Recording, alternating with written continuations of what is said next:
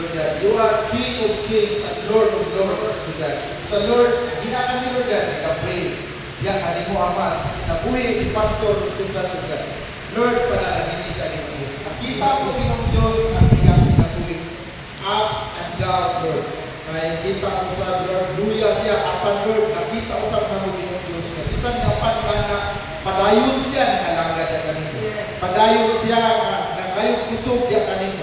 Padayon siya na gina-recognize ka ng Diyos sa iyang kinabuhi, Lord God. Kasi Lord, nagpasalamat kami ka, unay niya kanino, Lord God. Ngayon mo siyang gigamit, Lord God, in the church, Lord God. Luyo sa mga pagsulay sa iyang kinabuhi. Nakita na ko Ginoo ang panalangin mo diya sa iyang kinabuhi, Lord God. Lord, nag-aambok kami, Lord God, and bless ang iyang kinabuhi, Lord. Panalangin siya, Lord God, may spang kinabuhi, usog, nabi na Lord God, kalipay Ginoo Diyos sa pagpangalaga niya kanino, Lord God. Kanino ka, Lord God, ang tao ng mga lagad may kalipay niya kanino tagaan pagtaas na kinabuhi, Lord God. Panalanginan mo pa, Lord God, hindi lang niya kinabuhi, takip pa iyang mga pamilya, iyang mga kaliwatan, Lord God. Gusto, Lord, nag-pray kami, Lord God. Panalangin siya sa iyang mga tinuwa, sa iyang kinabuhi, Lord God. Ikaw makauban kanunay niya, Lord God.